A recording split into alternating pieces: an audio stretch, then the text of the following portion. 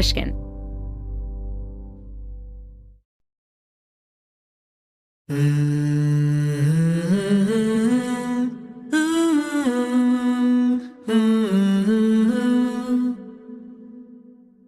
It's always about the music. Music is everything to me. Music is the food I eat. It's the blood in my veins. Without music, I'm not here. I'm actually not here. When world-renowned musician Min Kym first picked up a violin, she knew immediately that it would define her. And it did. Until one day, in a London train station, everything changed. I didn't know if I was ever going to play the violin again. I didn't know if I could ever listen to music again. I didn't listen to music. Even if it was the most healing music, I just couldn't process it. And in that moment, my life, as I knew it, ended. On today's episode, a different kind of identity theft. I'm Maya Shankar, and this is A Slight Change of Plans, a show about who we are and who we become in the face of a big change.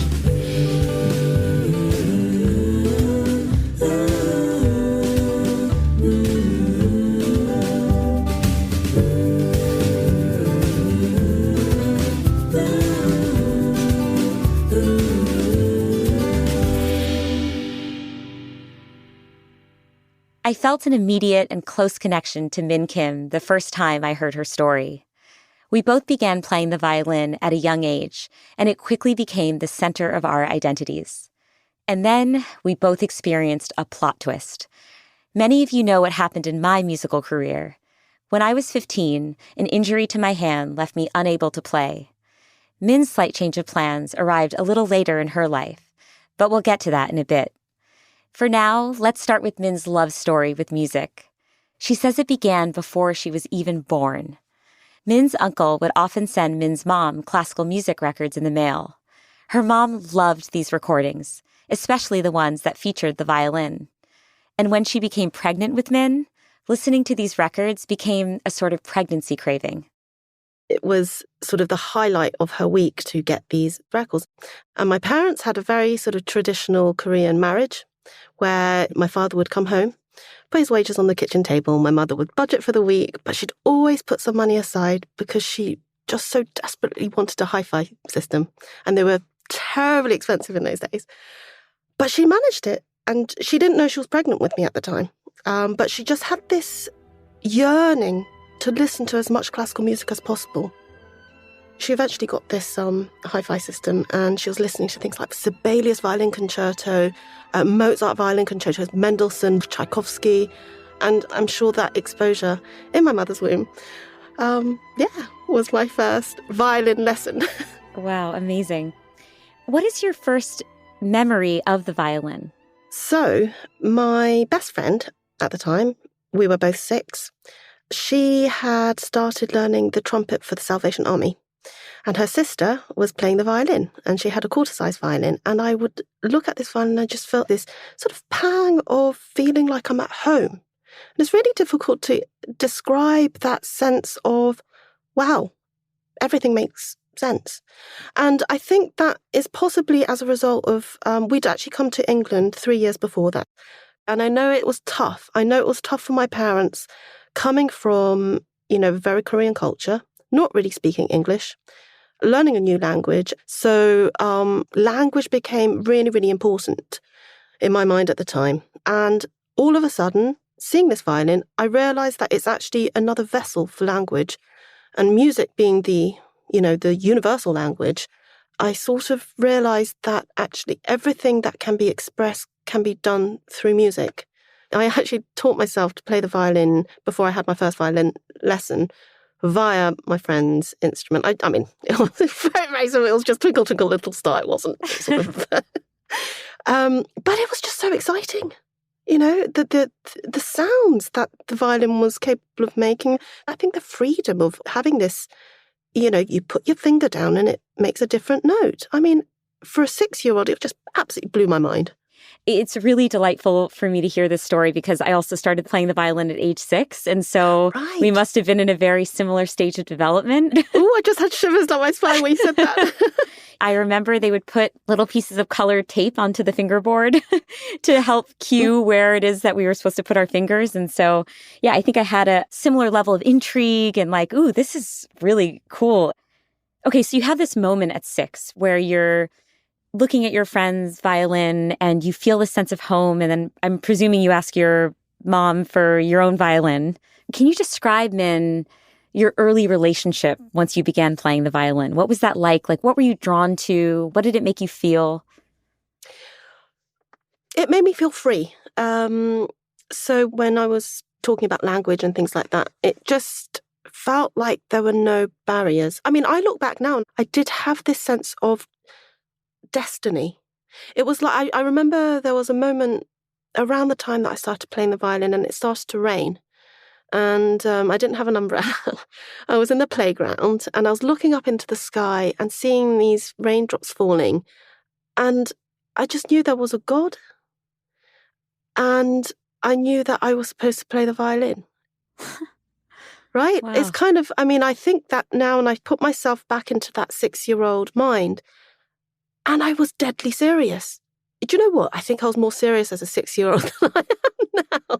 I was going to say, Min, you were a very precocious 6-year-old because I think my 6-year-old brain was like, I love the violin. Also, how do I convince my mom to give me more cookies? Like that was the level of sophistication that I had. Oh, I had that as well. Yeah, you know, I love cheese sandwiches. Wow, it's quite extraordinary that you had such a deep attachment from such an early age. So how quickly did you realize, Min, that you had this incredible gift? And I'll say it for you so that you don't have to, but you were deemed a child prodigy. So when did that happen? So actually, one of the reasons why I think it was recognized very quickly that I did have an unusual talent was because I was actually allergic to rosin. It's a substance that you use to oil the bow. The bow is made from horsehair. And so in order to make it slightly sticky and produce the sound so it's not sort of sliding everywhere, you put this rosin on the hair. And in those days, I had really, really terrible asthma. I was being hospitalized every other month. I was allergic to everything, including rosin. And so that meant that I couldn't actually practice more than half an hour at a time before I would start wheezing. And so my mother would have to monitor me. Like the first sign of the wheezing, she'd make me stop. But what it actually did show was with half an hour practice a day, I was still able to progress at a pace that was, you know, outside of the norm. And I think that's why people called me a prodigy.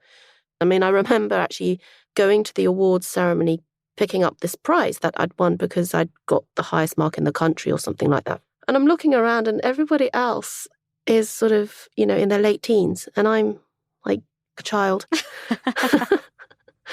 And yeah, I'm thinking, well, I guess that's my life.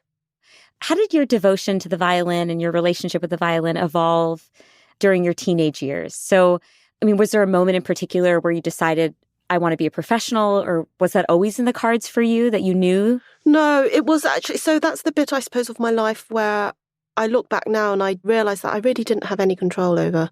It was already decided by the time I was 8 by my teachers, by the school, that I was going to be a violinist. I mean, I had no choice in the matter.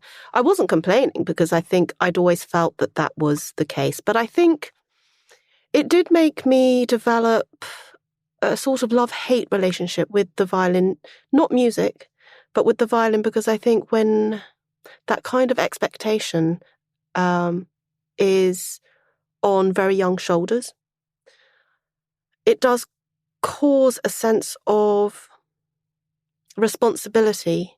I mean, one of the things that I would hear constantly was the word potential. And what a loaded word that is.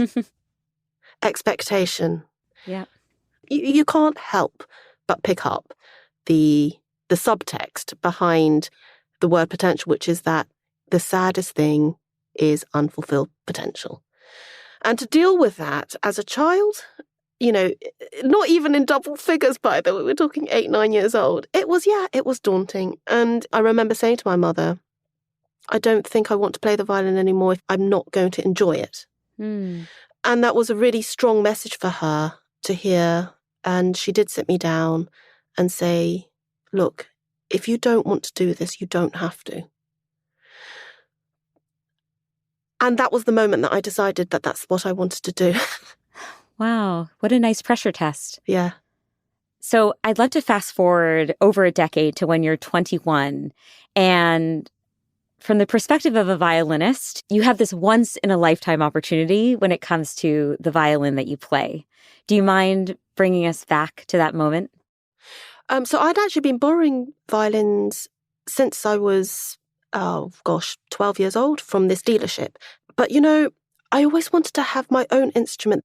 It's a little bit like a house, I suppose, or a home. When you own your home, you feel like it's your home. You can't be kicked out at any point. I mean, the thing about borrowing a violin is that there's always that sort of sense at the back of your mind that it can be taken away at any time. So it became very important for me to actually own my own instrument. And so I asked the dealership if they wouldn't mind just keeping an eye out for any instrument. They knew my playing very well. And so I just asked them to just, to keep an ear to the ground if they hear of any instruments that they might feel suited me. And as it happened, after a few years of nothing, 2 came along at the same time. And so I got the phone call saying, well, we've got 2 violins that we think might suit your playing. They're both Strads. And I'm thinking, wow, okay, this is very unusual. Yeah, tell us what makes a Strad so spectacular in the world of violinists. So Stradivarius was an incredibly prolific violin maker in the 1600s, all the way to the 1700s. He actually lived until a very ripe old age. He basically revolutionized how violins were made. And I think it's a real testament to his genius that how he visualized the violin, how he understood the physics of the violin has never been improved. I mean, that is incredible. And, there's no wonder that they're going for millions of dollars.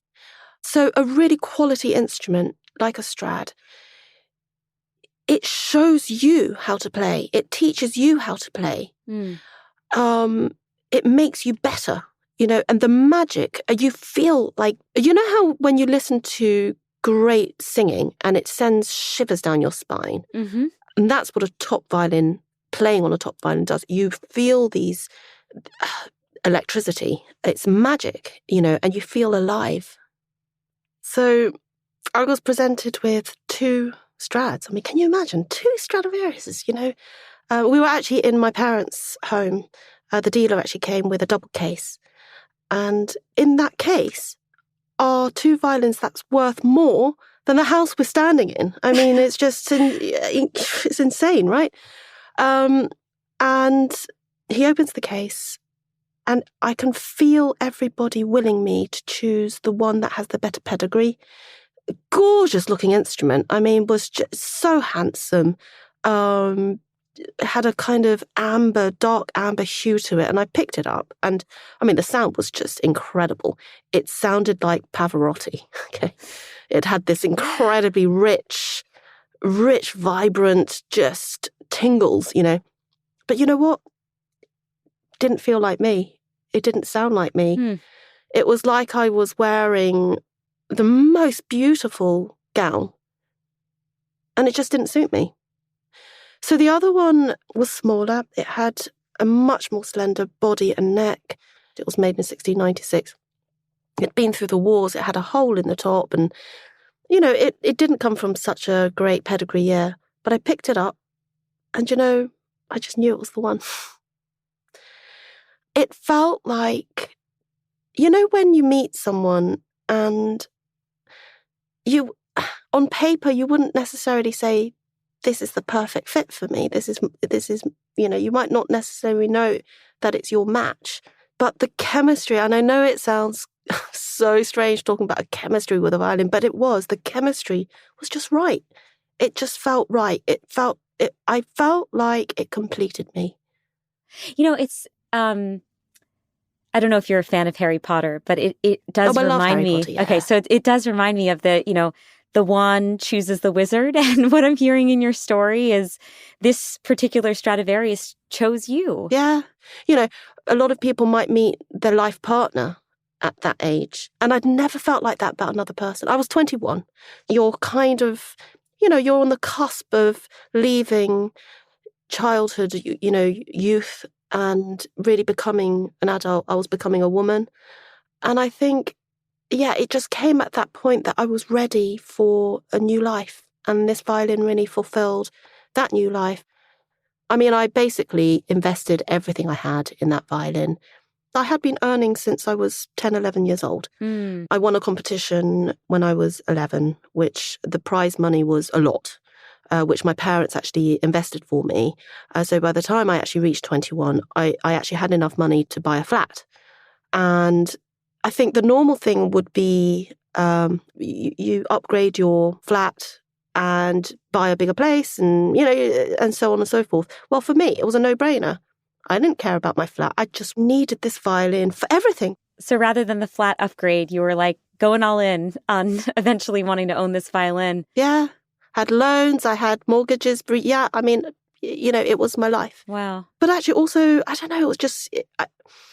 It gave me a sense of home. It gave me a sense of stability. The thing about the violin as well, and I was traveling a lot as well in those days, and whenever I felt homesick or whenever I felt like a culture shock or anything like that, and I felt like, oh gosh, I'm a bit anxious, I don't know where I am.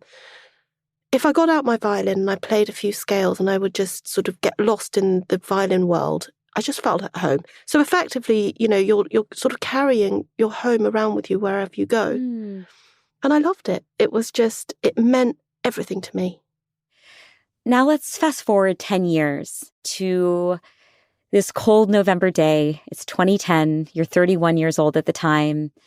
And everything changed for you in a London train station. So it was actually particularly cold November. I had actually been in hospital a few days before with asthma. I'd actually collapsed in the street. I was sort of on these heavy-duty steroids, sort of head all over the place. And I was heading off to Manchester. So got to the train station. I was with my boyfriend, Matt. We got there a little bit early, decided to get something to eat. We were in a Pret-a-Manger, which is a sandwich shop. And because I wasn't feeling well, Matt wanted to look after my violin. My default position sitting down with my violin was to tie the strap around my ankle. And I would never let anybody carry my violin for me. So my response was absolutely no way. And we had an argument. We actually had an argument about it. And, the thing is, I'm the kind of person I just really don't like creating any kind of scene in public. And he was very insistent on looking after my violin. And I said, promise me you'll look after it. And then about 10 minutes later, he said, oh my God, where's your violin? And it had gone.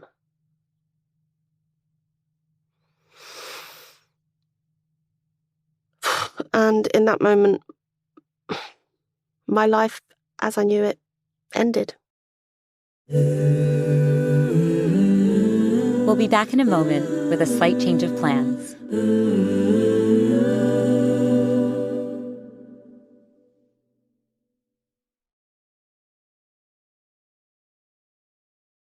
Min Kym's beloved violin was gone.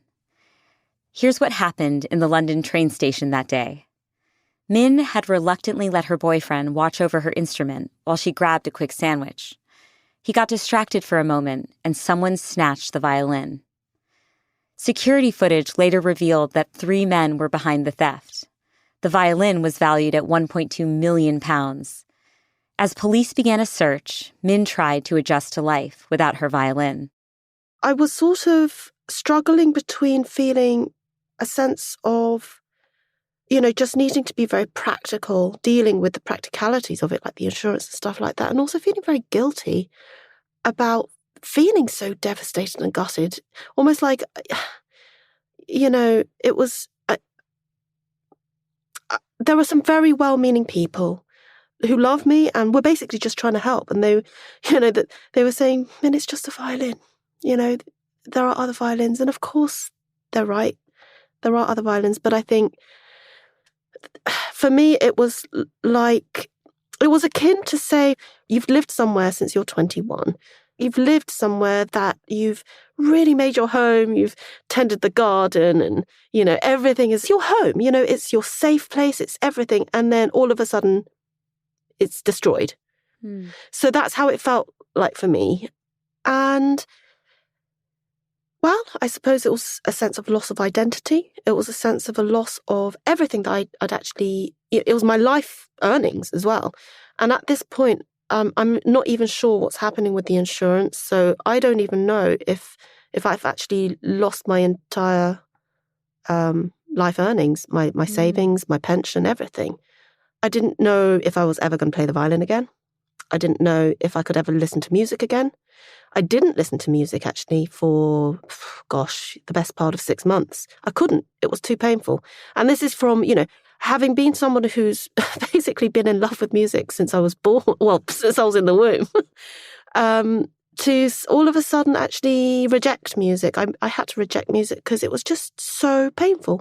I didn't want to feel. I couldn't feel. I couldn't cry. To cry meant that I had to feel. And to feel meant that I was human. And I just felt like I was going through the motions. I slept. All I wanted to do was sleep. I didn't want to get out of bed. Just wanted to sleep. You mentioned that for a long time after your violin was stolen, you were not even able to listen to music. Yeah. Tell me about when that changed for you and what cracked you open again and made music an option for you once again. So I needed silence. I felt so immediately after the theft, I just needed silence. I couldn't process noise or sounds. Everything just sounded like noise. And I couldn't deal with it. You know how when you listen to a song and they have very specific lyrics, very meaningful lyrics to something maybe that you've experienced, and it's just so exactly what you're going through, and you're just like, get it away from me, I can't deal with it, And every single piece of music sounded like that to me. It was like a dagger to my heart. Even if it was the most healing music, I just couldn't process it. I certainly couldn't play.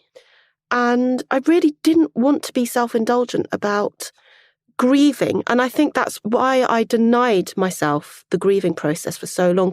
I felt guilty that maybe I'm being massively self-indulgent. So I kind of went into sort of soldier mode, giving myself massive doses of tough love, not actually realising that what I really needed was to just take it easy, just say it's okay to cry. It's okay to cry over something so important to me. And I think that delayed just sort of reconnecting with my life. And the moment actually came through Bach.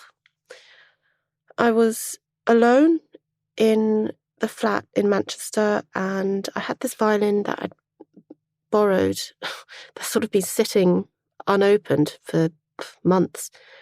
Took it out the bow. It felt like a golf club in my hand, Just felt soulless. But I suddenly had an urge to play Bach.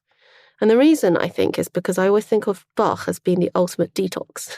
It's so pure, it's so clean. And my soul felt ready to let go of some of the real darkness. I didn't realise just how in such a dark place that I'd been. I hadn't laughed in months. I hadn't cried either.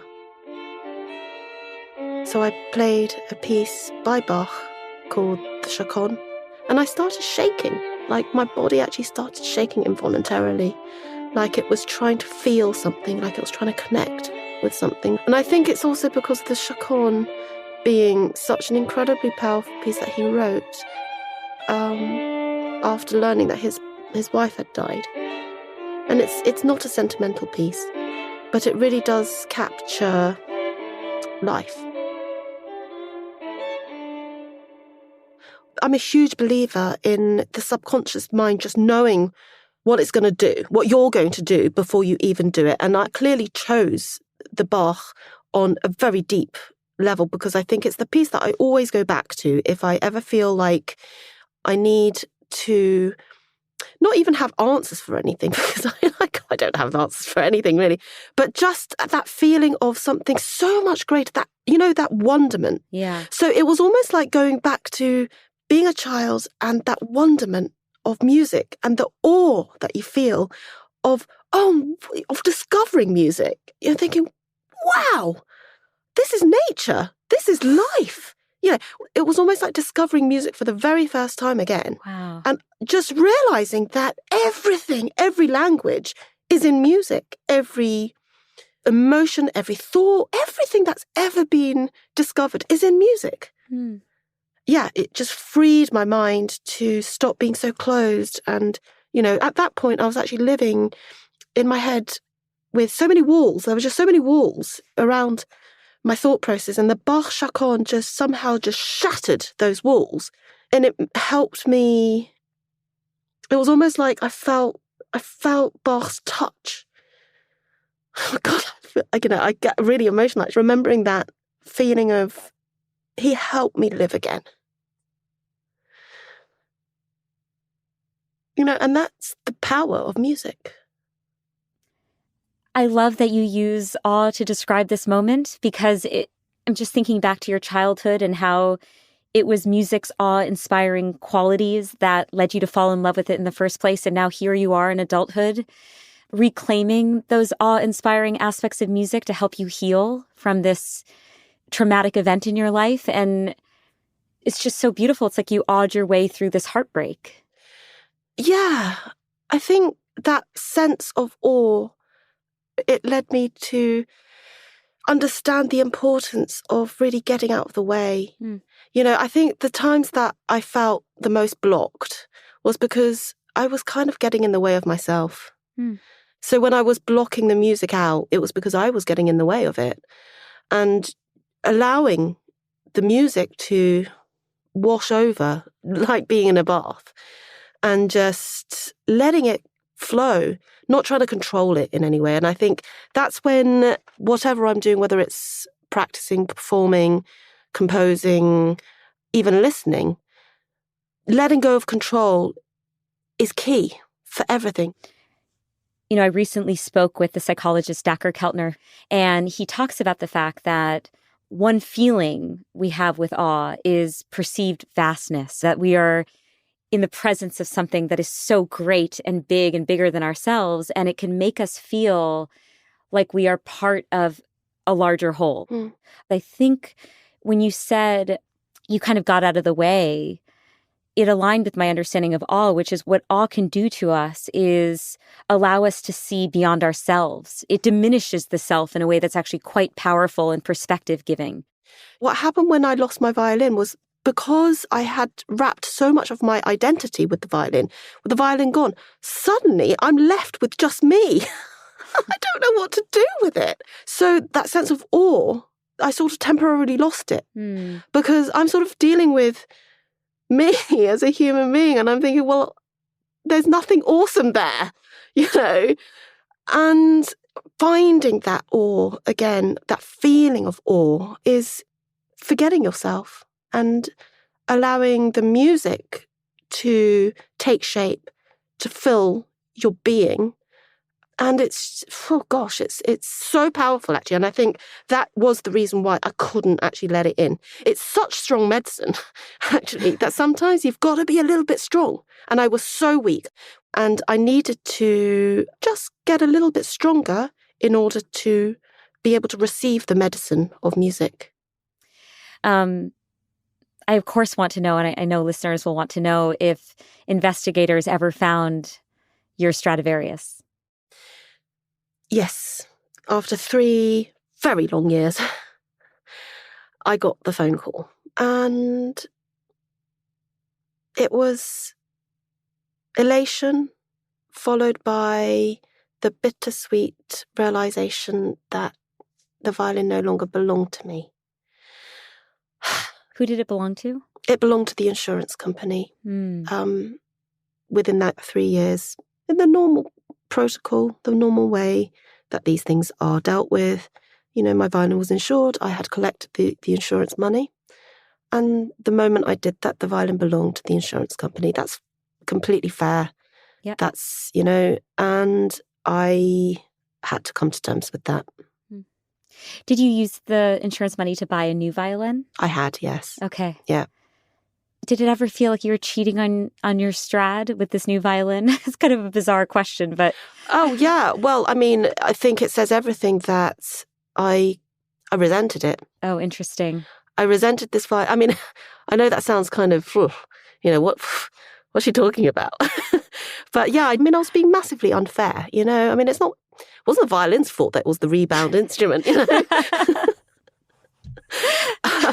Absolutely not. It was trying its best, Min, to fill the void. And I never really truly bonded with it, though, and I didn't have enough time, though, to, to sell it and rebuy my violin. I only had 90 days, and because I had actually purchased this other violin, it just wasn't enough time. Yeah. Did you get a chance to say goodbye to your Strad? Like, were you ever physically reunited with it once investigators found it? I did. And it was painful. It was really, really painful. I played the last thing that I had actually recorded on it, which was the Brahms concerto. I played the slow movement because it seemed to sum up. So Brahms wrote this slow movement as a love letter to his great unrequited love, Clara Schumann, So Clara Schumann was married to Brahms's best friend, Robert Schumann. And he had been in love with Clara forever. And then when Robert died, everybody expected, including Clara herself, that Brahms would, make overtures and he didn't.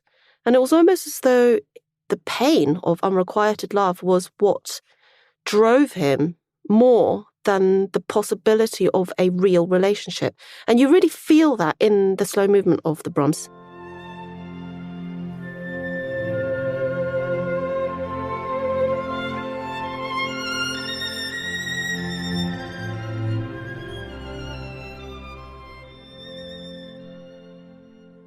It just felt very fitting to play something that is so emotional, but in a very kind of painful way. You know how you have a relationship where you do learn a lot about love, but you also learn a lot about pain. Mm-hmm. And I think that's what I associate the relationship that I had with my Strad with. I learned a lot about love, but I also learned a lot about grief and a lot about pain. I'm glad I said goodbye to it. I think it was really important to say goodbye. I don't want to do it again. Again, I don't want to sort of make too much of an analogy with a human relationship, but it was kind of like the final goodbye. Wow. I'm glad you had that moment of goodbye. So in reflecting back, Min, I'm wondering if you can tell me what this loss has taught you about yourself and how you had defined yourself, how you had defined your self-identity. What I learned mainly was that I'm not in control of anything. I can make all the plans in the world and I'm not in control of anything. Life is so much bigger. But actually what was quite surprising that came out of it was that I rediscovered my love of writing music, which I'd always had as a child. But, it was always on the back burner. And I met a wonderful composer called Drew Masters a few years ago. And I love his music so much. And I'd always loved his music. And so when we met, we just clicked. And this energy just suddenly emerged. It was like this energy was born. And so it was almost like this. So this relationship that I'd had with my violin, where we were a unit, I discovered in this partnership with Drew as a composer. So we started writing, nothing really serious, just sort of messing around a little bit in the studio. And we discovered actually that we almost have this telepathy with each other. I'll have an idea, he'll have an idea, and we just go with it. We just go with the flow. I feel like my identity as Minka, and that's the name of the collaboration between Drew and me, I feel like Minka is now massively part of my identity. But then so was my violin. So what happens when one identity goes and another one is born? What happens to the old identity? Is it just part of my past? Am I bringing part of that identity into Minka? It's questions I ask myself every day, actually, because I think there's room. I think there's room for all of these different identities. And I'm not the same person that I was. It's almost like there's me pre-violin. There's me. There was me pre my violin. There was me and my violin. And there's me post my violin. And we are three different people. I mean, obviously, the essence, the core of a person doesn't change. My soul is the same. My heart is the same, but I have changed. And I look at those years with my violin like there were these sort of 10 Technicolor years where everything was just massively, massively vibrant. I think I was scared. I was fearful that I would never find joy, real joy again. But you know what? I feel so joyful now. Yeah, no, that's so wonderful. I really, really do. I can see it. I can see it in your face. I can see it in your smile. I mean, the joy is so evident. What I'm hearing is that you found that there are many Mins you can be. Yes. When it comes to loving music, right? So I think before you had a very tight grasp around, okay, Min is the concert violinist who plays this Strad. Yeah. And you're still a musician. You're still a violinist. But I sense that there's a greater capaciousness there. Like there's more space and more freedom for you to be many things within that category. Yeah, I actually feel as though what's happening is I'm actually going through what most people go through in their adolescence, which is, experimenting, testing the boundaries, pushing the boundaries, finding who you are. And having done that, I accidentally realised that there's this whole new world of music. It's like I actually physically feel something in me blossoming. I feel every day I wake up and I'm so happy. I'm so happy to get up. I mean, I don't mean that I'm kind of always ecstatic or anything like that, but there's always a point in the day where I just have this massive sort of dopamine hit because the music is just so beautiful and I just can't bear it. It's so freeing.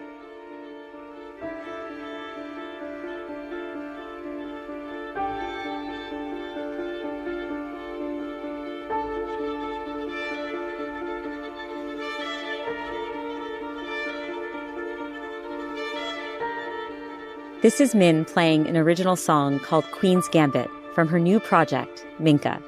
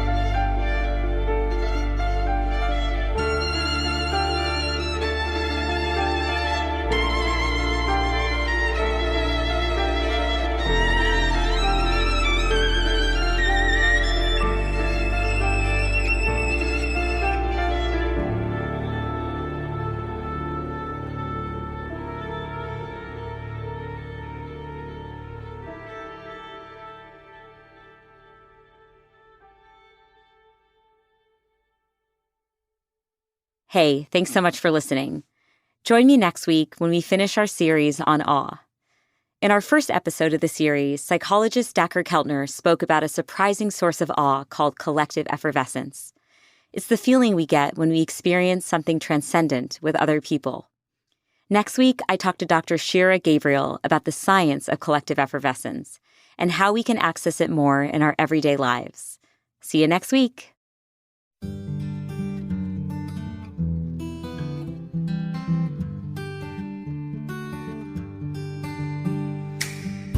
A Slight Change of Plans is created, written, and executive produced by me, Maya Shankar. The Slight Change family includes our showrunner, Tyler Green, our senior editor, Kate Parkinson Morgan, our sound engineer, Andrew Vestola, and our producer, Trisha Bobita. Luis Guerra wrote our delightful theme song, and Ginger Smith helped arrange the vocals. Special thanks this week to Min Kym and Drew Masters, who write and perform as the musical duo Minka. You heard part of their song, Queen's Gambit, in this episode. You can find more of their music at soundsLikeMinka.com. That's Minka. We also heard a bit of Min's performance of Brahms from her album Gone, released as a companion to her memoir by the same name. Special thanks also to my friend Rachel Lee, who I've known since I was 9 years old, for letting us play a bit of her performance of the Mendelssohn Violin Concerto. A Slight Change of Plans is a production of Pushkin Industries, so big thanks to everyone there. And of course, a very special thanks to Jimmy Lee. You can follow A Slight Change of Plans on Instagram at Dr. Maya Shankar.